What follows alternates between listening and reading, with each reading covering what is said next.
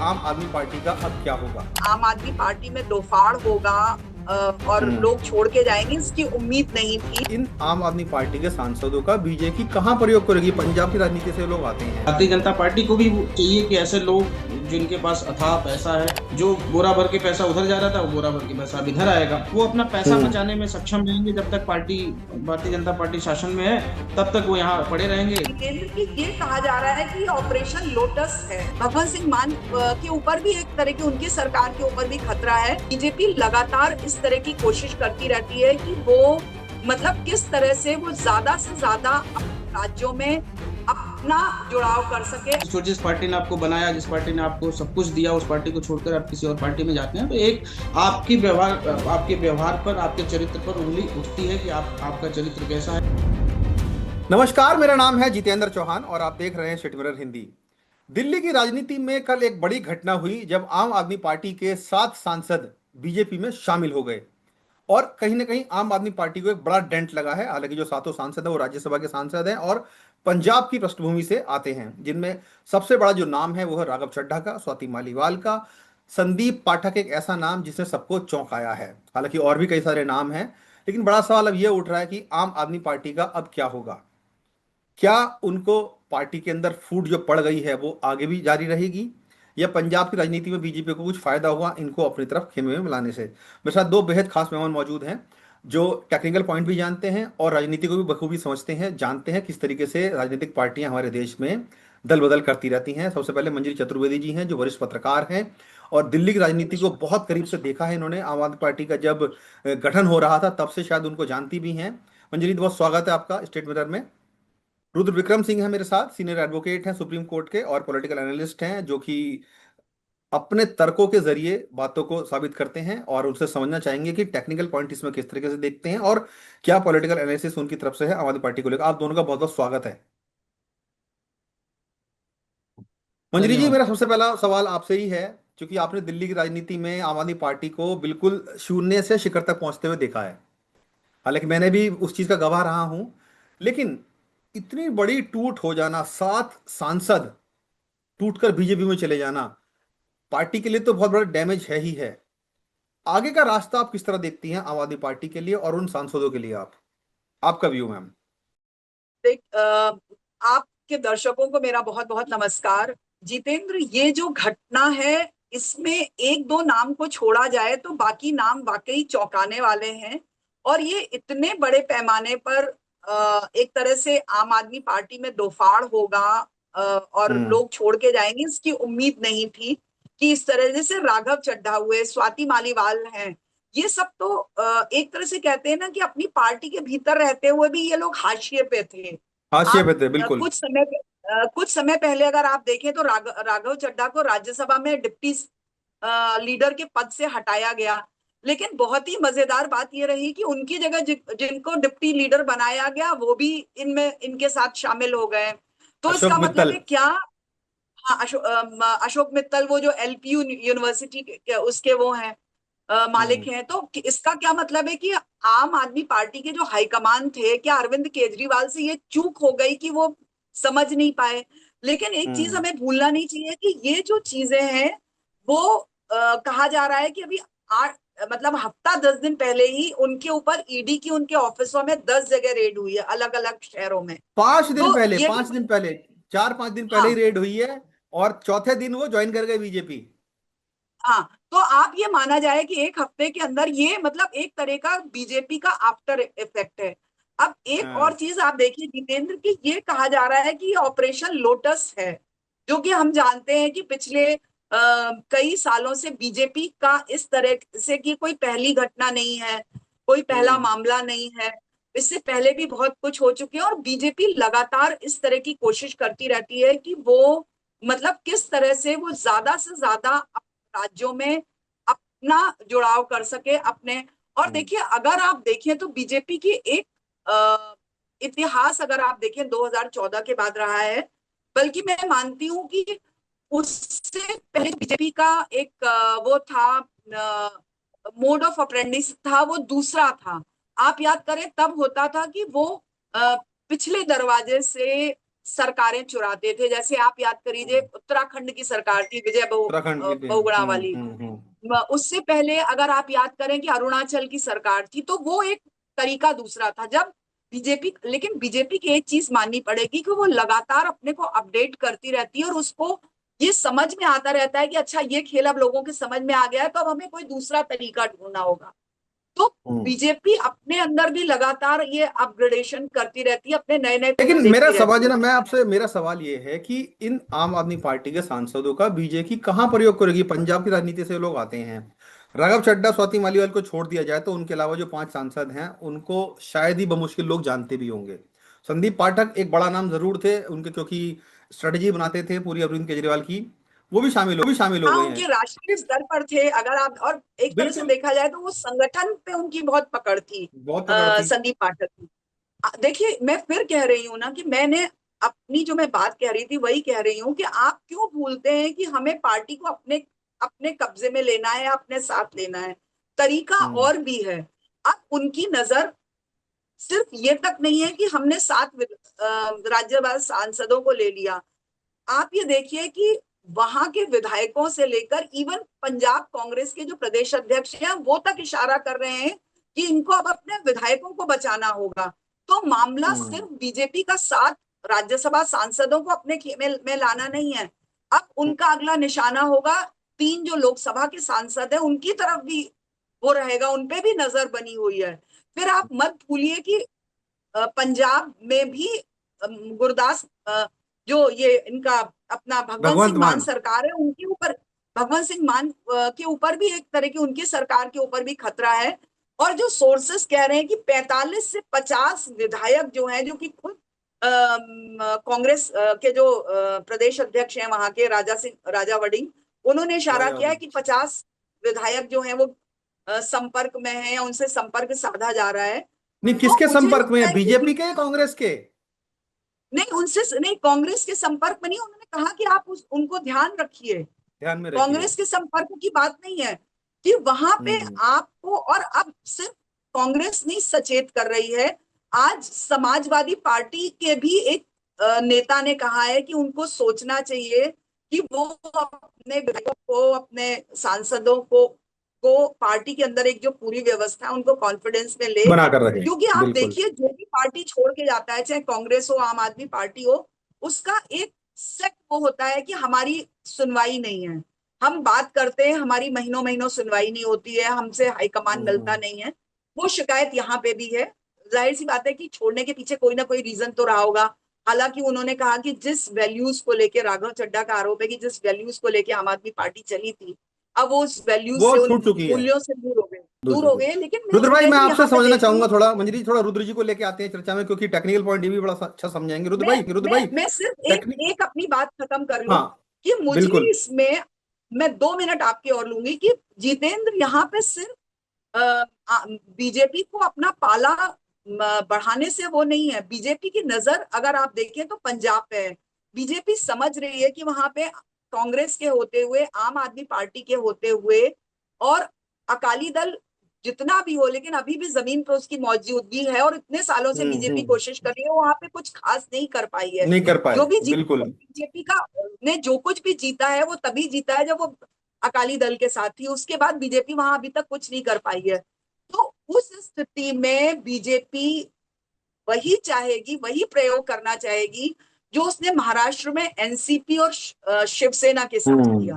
तो कि उनके ठीक साथ है, किया। ये कोई जरूरी नहीं कि उसका एक ये भी होगा कि आम आदमी पार्टी टूटे ना, मतलब आम आदमी पार्टी बीजेपी में ना दो आए, दो गुट क्योंकि बन तब जाए, उनके जो दो आप गुट अभी कह बन रहे जाए। थे ना कि कोई फायदा नहीं होगा, लेकिन हम्म। अगर वो पार्टी वही रहती है तो क्या होगा कि हम्म। कांग्रेस के सामने भी एक को भी एक चेक रहेगा, उसके पर भी रोक रहेगी, और लोगों के सामने एक विकल्प रहेगा जो कि हम्म। एनडीए का एक हिस्सा होके उसका विकल्प रहेगा। वो उनको, ठीक है, वो चुन सकते हैं कि भाई बीजेपी डायरेक्ट नहीं चुनी जाएगी तो आपके साथ हैं, उनको आप विकल्प के तौर पे देख सकते हैं। आपसे समझना चाहूंगा, जो टेक्निकल पॉइंट है इस पूरे प्रकरण के, जो कि आप एडवोकेट भी हैं और कानून को भी अच्छे तरीके से समझते हैं, जानते हैं, क्या वाकई में आम आदमी पार्टी को टेक्निकल पॉइंट पे डेंट लग गया है? जो बात मंजरी जी कह रही है कि अब अगला नंबर उन 3 सांसदों का है जो लोकसभा में हैं, और वो विधायक जो करीब 50 के लगभग की संख्या है, वो टूटकर शायद आ सकते हैं, इंडिकेशन उनका मिल गया है। आप किस तरह देखते हैं? देखिए, मुझे लगता है कि जो लोग राजनीति को समझते होंगे, ये एक मानसिक दबाव हम कह सकते हैं लोगों के मन में, ये कि भाई आम आदमी पार्टी के जो भी सांसद थे, क्योंकि राघव चड्ढा आम आदमी पार्टी का जब इलेक्शन था पंजाब का, तो बहुत सक्रिय रहे थे। और बिल्कुल एक बिल्कुल, बार तो सुपर सीएम थे वहां के, वो सुपर सीएम बने थे वहां के। जी, एक बार कोई ये भी बात चल रही थी कि शायद उनको सीएम बनाया जाए, लेकिन सीएम किसी और को बनाया गया। तो सुपर सीएम बन के वो काम कर रहे थे। हालांकि मैं आपको अगर ये कहूँ कि जमीन पे कितनी इनकी पकड़ थी, जमीन पे कितने लोग इनके संपर्क में है, या कुछ विधायक इनके संपर्क में होंगे, लेकिन देखिए, चुनाव आने वाले हैं, अगले अगले वर्ष चुनाव है पंजाब अगले के। वर्ष चुनाव हो तो रहे हो हैं। सकता है ये विधायकों का आना जाना भी, अ, हमारे राजनीति में तो आया राम गया राम बहुत हम्म प्रचलित मुहावरा है।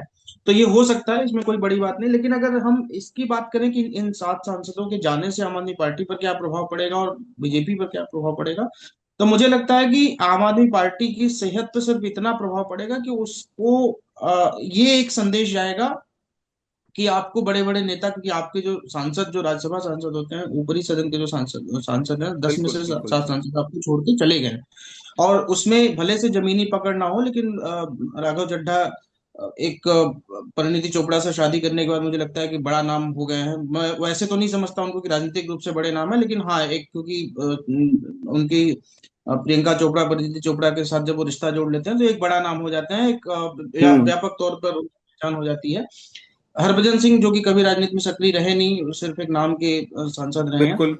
अच्छा, हम्म मैं इस आपकी बातों का जवाब दूं, और एक बात और इसमें जोड़ना चाहूंगा कि मुझे लगता है कि हमें जो पंजाब से जो सांसद आए थे, हम्म उसमें 6 सांसद की हम बात कर रहे हैं कि वो लोग आ गए।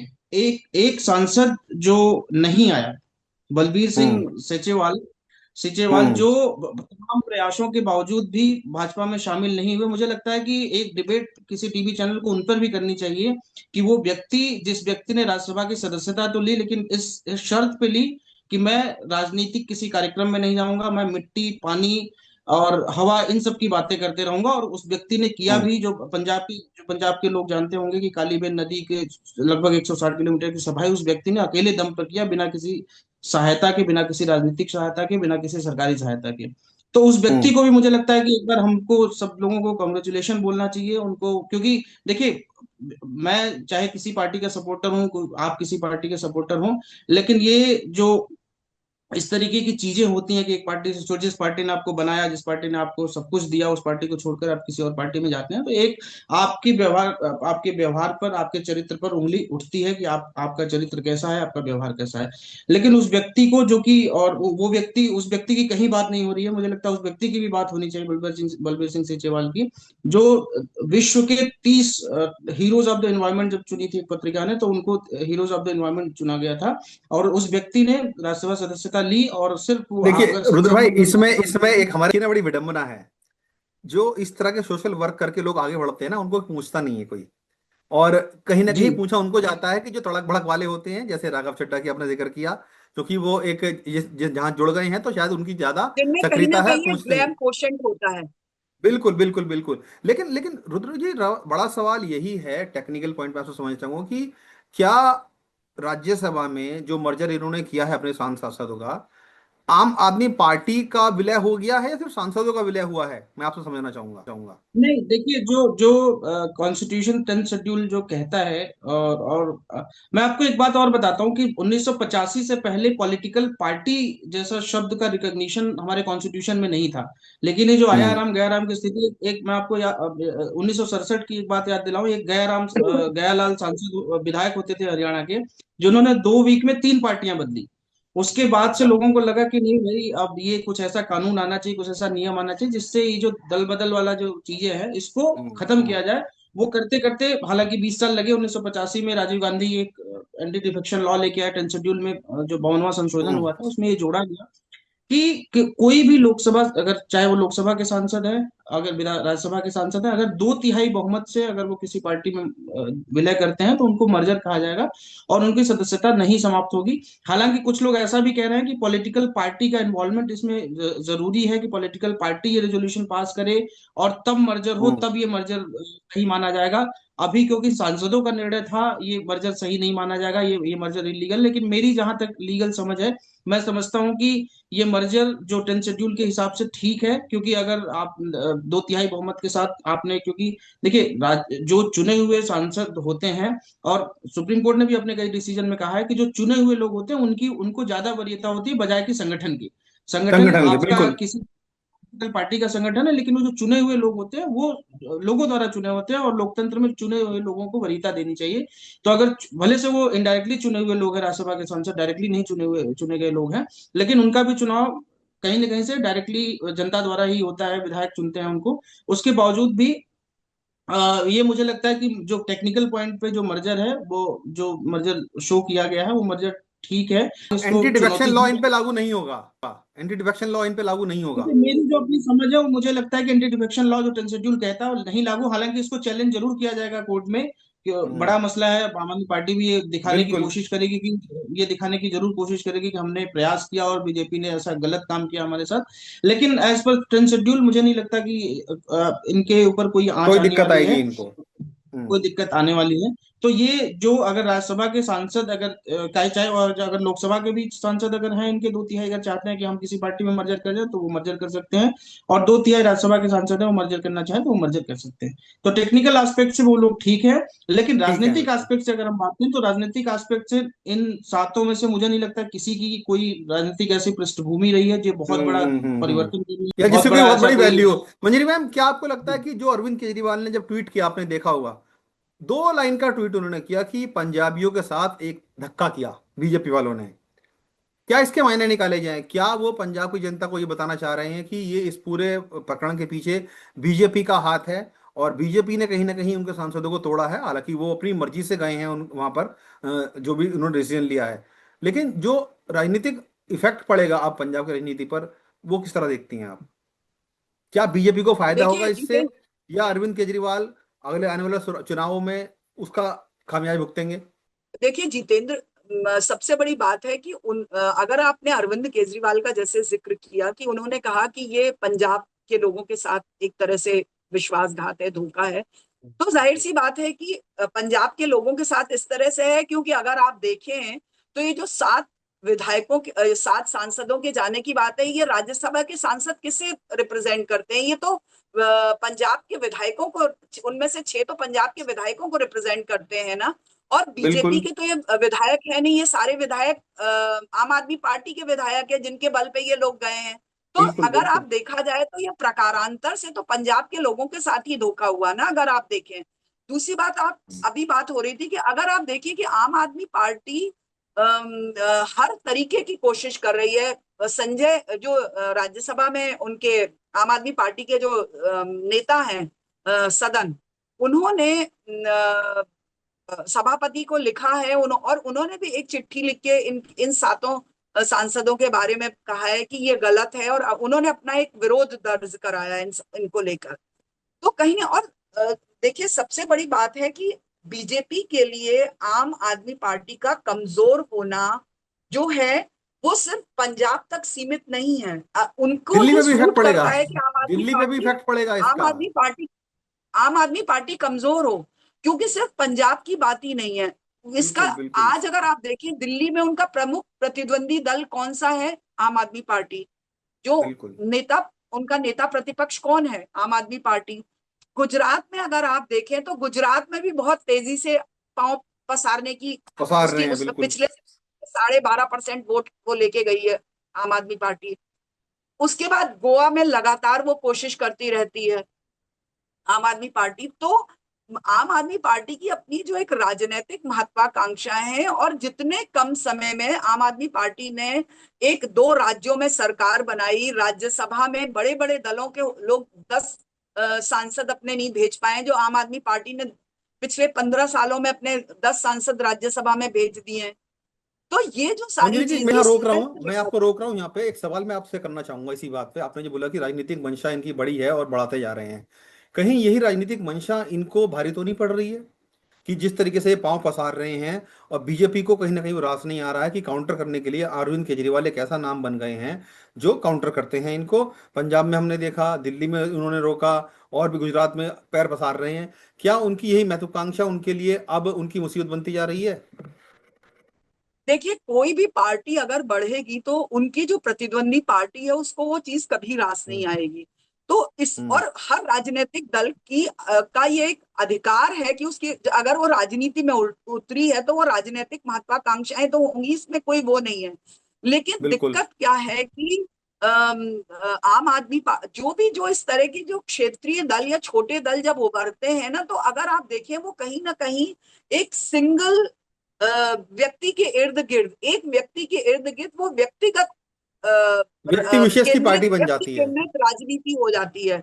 और उसके अगर अपने कुछ फायदे भी हैं तो उसके नुकसान भी। अक्सर क्या होता है, व्यक्ति केंद्रित जब राजनीति होती है तो वहां पे कहीं ना कहीं डिक्टेटरशिप की बात होती है। अगर आप देखें तो ये आरोप लगभग सभी पे लगते रहे हैं। जब मुलायम सिंह थे, अब अखिलेश के ऊपर, उधर तेजस्वी यादव के ऊपर ये आरोप लगते रहते हैं, बिल्कुल ममता बिल्कुल। बनर्जी के ऊपर ये आरोप लगते रहे हैं, कभी मायावती जब सिंगल पार्टी मतलब सिंगल व्यक्ति पार्टी का एक मतलब पूरा था, व्यक्ति केंद्रित पार्टी थी, उन पे लगते रहते। और उसी तरह से अरविंद केजरीवाल पे तो जो हाई कमांड सिस्टम होता है। और आज भी अगर आप देखें, मैं अभी मीडिया में रिपोर्ट देख रही थी कि एक विधायक ने अपने एक मतलब अपनी पहचान उजागर न करने के उस पे उसने एक मीडिया एक नेशनल डेली से बात करते हुए कहा कि संदीप पाठक की हाई कमान से पिछले 1 साल से बातचीत नहीं हो रही थी। तो ये भी अपने आप में कहीं ना कहीं ये शो करता है कि कैसी हम्म। दूरियां हैं। भाई, एक अरविंद केजरीवाल हर राज्य में तो जाके का रिप्रेजेंटेशन तो नहीं कर सकते, आपको वहां लोकल बिल्कुल बिल्कुल लीडरशिप बिल्कुल। उभारनी होगी। आपको क्या लगता हम्म। है कि भगवंत मान जो अरविंद केजरीवाल की स्वतः पसंद थे? नहीं, उनको भी भरोसा नहीं था कि हम यहाँ सरकार बना लेंगे, तो मजबूरी क्योंकि में वो बनाया हुआ लोगों को चेहरा कह था वो चुके तो। थे। वो तो हाँ, मजबूरी में बनाया क्योंकि वो कह चुके थे कि हमारे सीएम ये होंगे। वरना तो हम्म। वहां पे वो आपने उस तरह की लीडरशिप लोगों को वो मतलब उस तरह से आप तैयार नहीं कर पाए, सेकंड लाइन तैयार नहीं कर पाए, या सेकंड हम्म। लाइन तैयार हुई तो आप लोगों का आपस में ट्रस्ट नहीं रहा। और जितेंद्र, हम क्यों भूलते हैं कि ये जो आम आदमी पार्टी है, ये एक आंदोलन से उपजी हुई पार्टी। और जिस बिल्कुल दिन से बिल्कुल अगर आप बिल्कुल। शुरू करें, जो कहते हैं ना कि इसका जो एक राजनीतिक कारवा बना रहा था, तो ये अन्ना आंदोलन हुआ, उसमें जो बड़े बड़े चेहरे थे, किरण बेदी, वो बिल्कुल आज सारे छूट के चले हमारे गए हैं। नहीं है। बिल्कुल सब लोग शांति छूट के चले भूषण गए भी हैं। चले गए, प्रशांत हम्म। भूषण चले गए, आशुतोष चले गए, दिलीप पांडे को आप देख लीजिए, आशीष खेतान को देख लीजिए। तो सब लोग, बहुत एक ऐसे नाम दूरियां है। होती चली बहुत गई। ऐसे नाम है, बिल्कुल। रुद्र जी, मैं और आपसे थोड़ा समझना चाहूंगा, क्या आपको लगता है, जो मेरा ओपिनियन है ये वैसे तो, क्योंकि 7 सांसदों में से दो नाम तो चेहरे हमको समझ में आते हैं कि एक स्वाति मालीवाल और एक राघव चड्ढा, दो लोग पहचानते हैं उनको। लेकिन जो पांच पांच बाकी सांसद हैं, बीजेपी में भले ही शामिल हो गए हैं, वो एक आपने जिक्र किया कि वो उनकी किसी प्रोग्राम में शामिल नहीं होंगे, लेकिन आपको लगता है ना कि ये वो लंगड़े घोड़े हैं जिन पर बीजेपी दांव खेल रही है पंजाब इलेक्शन को देखते हुए? क्या आपको भी ऐसा लगता है कि बीजेपी उन पर दांव लगा रही है जिन जो 3 महीना 13 में जितेंद्र, कहीं ना कहीं? जितेंद्र, जी आप ये रुद्र जी। क्यों भूल रहे हैं कि ये जो है, सवाल ये नहीं है कि ये लंगड़े घोड़े हैं या नहीं है। सवाल ये है कि आज की तारीख में तो, आज तो हमने सदन में उन एक पार्टी को कमजोर कर दिया, जो एक इतनी बड़ी पार्टी थी उसको हमने कमजोर किया ना, देखिए संख्या वो बल तो, के देखिए अगर आगे। राजनीति ही ऐसी है, आज की राजनीति ही ऐसी है, साम दाम दंड भेद सब अपना लिए जाएं, सब जिसको आप जहां से वो फायदा करते मिलता हैं। है वो लेता है। लेकिन मैं मंजरी जी थोड़ा रुद्र जी से चर्चा करना चाहूंगा। रुद्र जी, मैं आपसे समझना चाहूंगा कि जो मैं बात कह रहा हूँ कि क्या बीजेपी को वाकई में फायदा देंगे ये, क्योंकि चर्चा ऐसी चल रही है कि बीजेपी ने ऐसे एक लंगड़े घोड़ों पर दाव लगाया है जो शायद लंबी रेस का घोड़ा ना बन पाए इनके लिए। आप किस तरह देखते हैं, और इसका रिपरकर्शन दिल्ली में भी देखने को मिलेंगे क्या? देखिए, राजनीति में सिर्फ वही लोग नहीं चाहिए होते हैं जो आपको जनता का समर्थन दिलाएं। राजनीति में आपको दली बिछाने वाला भी चाहिए और बोरा भर भर के पैसा भेजने वाला भी चाहिए। तो बिल्कुल इसमें बिल्कुल। ज्यादातर लोग आपको बोरा भर के पैसा देने वाले लोग भी हैं, तो वो हर पार्टी को चाहिए, मतलब आम आदमी पार्टी को तो बिल्कुल। चाहिए ही चाहिए था, बहुत जरूरत थी। लेकिन भारतीय हम्म। जनता पार्टी को भी वो चाहिए कि ऐसे लोग जिनके पास अथाह पैसा है। और ये हम्म। इसमें से दो तीन लोग तो सिर्फ इसलिए राज्यसभा में गए थे क्योंकि उन्होंने पैसा दिया और राज्यसभा चुने गए। संगठन का हम्म। आदमी इसमें कौन? संदीप पाठक, राघव बिल्कुल। चड्ढा, स्वाति मालीवाल, जिनको वरीयता के आधार पर या फिर उनके काम के आधार पर अरविंद केजरीवाल ने राज्यसभा सांसद बनाया था। इसके बाद जितने भी सांसद थे, वो सारे लोग किस आधार पर सांसद चुने गए थे, किस आधार पर राज्यसभा भेजे गए थे, ये सबको पता है कि किस आधार पर सबको भेजे गए पता थे। है, बिल्कुल तो, बिल्कुल। तो वो काम जो वहां कर रहे थे, वो काम अब यहाँ करेंगे। जो बोरा भर के पैसा उधर जा रहा था, वो बोरा भर के पैसा अब इधर आएगा। तो हम्म। इसमें देखिए, राजनीति में कुछ भी कोई भी मूव, अगर कोई ऐसा मूव, अगर हम किसी दो लोगों को भी मिलाते हैं, दो विधायक भी आते हैं, तो एक उसका संदेश बढ़ा जाता है। एक आप देखिए कि बिल्कुल। कई चुनाव चल रहे हैं, उस बीच में अगर 7 सांसद, वो भी राज्यसभा के सांसद, किसी पार्टी में मर्जर करते हैं, तो एक उसका एक बड़ा संदेश जाता है। दूसरा, जो मंजरी मैडम ने कहा कि आपने सदन में उनकी संख्या खत्म कर दी, सदन में लगभग हम्म। लगभग संख्या आपने उनकी खत्म कर दी। जो दो तीन खत्म लोग कर दे, बचे हैं, वो बिल्कुल। कब पता नहीं कि कब आ जाएंगे। तो आपने एक विरोध का स्वर जो था, एक विपक्ष का जो स्वर होता है, उस स्वर को आपने दबा दिया, उस स्वर को आपने खत्म कर दिया। तो एक कहीं ना संदेश तो कहीं बढ़ जाता है आप। इंडिया गठबंधन भी कमजोर हुआ ना, आपने देखा बिल्कुल संख्या बिल्कुल। बल भी घटा ना। इंडिया इससे गठबंधन इंडिया कमजोर गठबंधन हुआ भी। है और बीजेपी कहीं ना कहीं राज्यसभा में मजबूत हो गई है, और 7 सांसद उनको एक्स्ट्रा मिल गए हैं यहाँ वोट करने के लिए। अगर कोई बिल आता भी है तो 7 सांसदों को साथ मिलेगा उनको। लेकिन मेरा एक सवाल आखिरी आप दोनों से रहने वाला है। और राघव चड्ढा दूसरा, एक। जी जी जी, एक बताइए बात और है बताइए। कि जब आगे आगामी जो विधानसभा चुनाव है, क्योंकि अकाली दल अलग लड़ रहा था, बीजेपी अलग लड़ रही थी, हो सकता है अब हम्म। अकाली दल पे भी एक मानसिक कोई प्रेशर दे पाए ये लोग कि अब हम अलायंस के साथ हैं और कोशिश करें भारतीय जनता पार्टी की वहां पे सरकार बनाने की। हम्म। क्योंकि देखिए, अकेले तो संभव नहीं है भारतीय जनता पार्टी के वहां बिल्कुल चले बिल्कुल इलेक्शन बिल्कुल। लड़के सरकार बनाना। लेकिन एक एक जो है मानसिक दबाव उनकी तरफ आ सकता है। अब अकाली दल को भी हो सकता है ये लगे कि नहीं, हो सकता है कि अगर ये सांसद आ गए हैं तो विधायक भी, कुछ 10-20 विधायक हम्म। भी चुनाव आते आते इधर आ जाएंगे। तो हो सकता है कि एक वो भी गणित इनकी अब शुरू हो जाए कि गठबंधन की भी गणित उनसे, और जो लोग हैं वो उनसे इस बात तरीके की बात करें। तो बहुत सारी बातें होती हैं एक एक किसी कदम के राजनीति में, कि एक कदम के बहुत सारे आयाम होते हैं, बहुत सारे उसके रिप्लिकेशन होते बिल्कुल हैं, बहुत मायने होते हैं भाई। सारे होते हैं जी। मेरा सवाल आखिरी आप दोनों से ये रहने वाला है, राघव चड्ढा को लेकर मेरा सवाल है। राघव चड्ढा संस्थापक सदस्य है आम आदमी पार्टी के, सब जानते हैं, और चार्टर्ड अकाउंटेंट भी थे। ये भी सबको मालूम है कि आम आदमी पार्टी में जो पैसे का सारा लेन देन होता था या स्ट्रेटेजी जो बनती थी, वो राघव चड्ढा कहीं ना कहीं संभालते थे। मंजरी मैम, रुद्र जी, क्या आपको लगता है कि राघव चड्ढा एक ऐसे राजदार हैं जो अरविंद केजरीवाल को इन एंड आउट जानते हैं, चाहे वो पार्टी के संगठन के तौर पर हो, या पंजाब में जो सरकार उन्होंने चलाई है वहां पर किस तरीके से जो काम किए गए हैं उनके तौर पर हो? राघव चड्ढा से आम आदमी पार्टी को या अरविंद केजरीवाल को खासतौर से क्या डर के रहना चाहिए, क्योंकि वो राजदार है कहीं ना कहीं? क्या आपको लगता है कि हाँ, एक ऐसा राजदार बीजेपी के पास चला गया है जो शायद अरविंद केजरीवाल के लिए भारी पड़ जाएंगे आगे चल के? मैं यहाँ से, आपने जो कहा ना राजदार की बात है, देखिए ये राजदार को खींचने की कोशिश कौन कर रहा है? वो सामने है भारतीय जनता पार्टी, बीजेपी।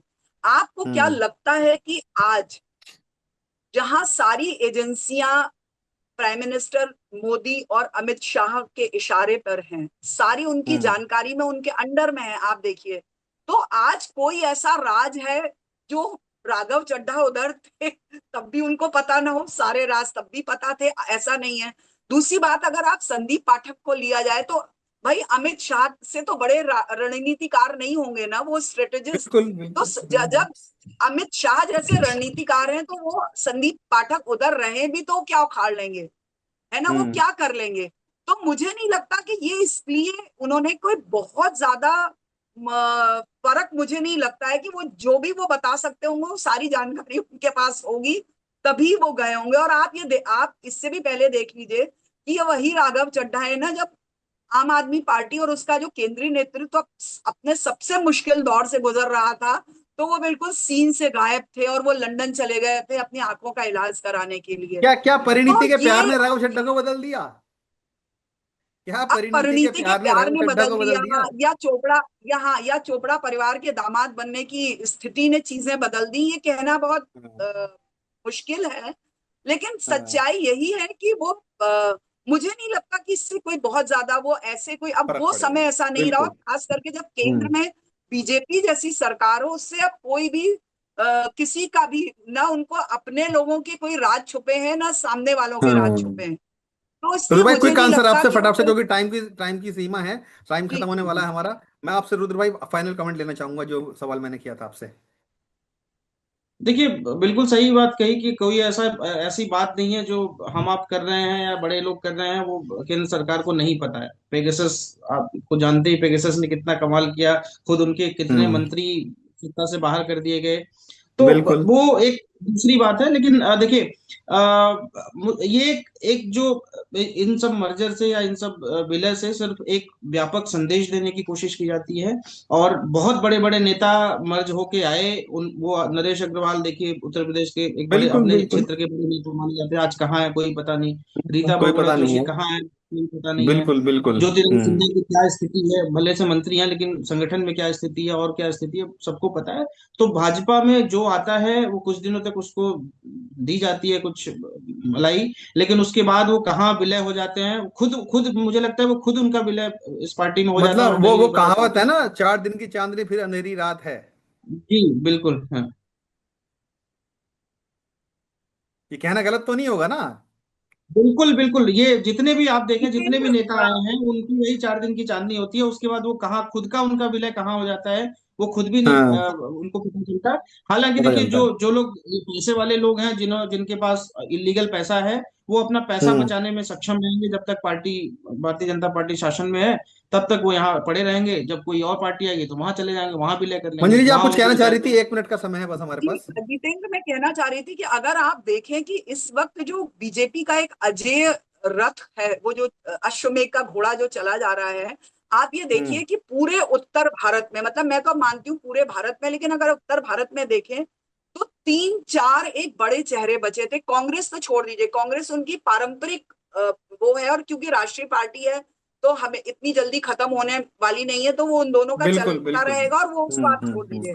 जितने क्षेत्रीय दल हैं उसमें ममता, अरविंद केजरीवाल नॉर्थ, और उसके बाद आरजेडी, और अखिलेश एसपी, क्योंकि बीएसपी तो चली गई, यही चार दल पता बचे मैं। हुए हैं, और साउथ में स्टैलिन है। बिल्कुल।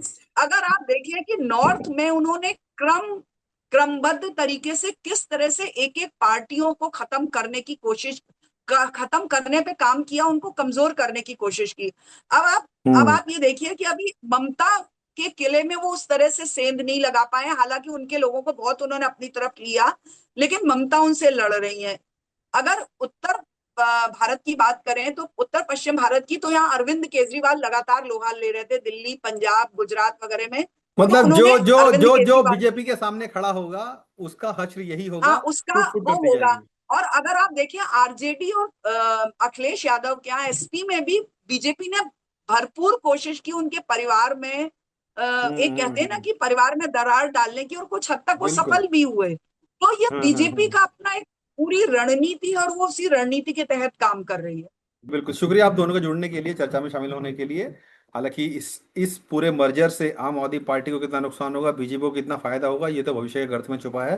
लेकिन कुल मिलाकर इतना जरूर है कि इन 7 सांसदों पर एंटी डिफेक्शन लॉ नहीं लगने जा रहा है, और जो पार्टी टूटने की बात हो रही है, अरविंद केजरीवाल भी बखूबी समझते हैं और कोई ना कोई स्टैंड लेंगे। हो सकता है कि ये मामला कोर्ट में जाए, और देखना दिलचस्प होगा कि पंजाब की राजनीति पे इन 7 सांसदों का बीजेपी माने कर क्या असर पड़ेगा। शुक्रिया आप दोनों का जुड़ने के लिए हमसे।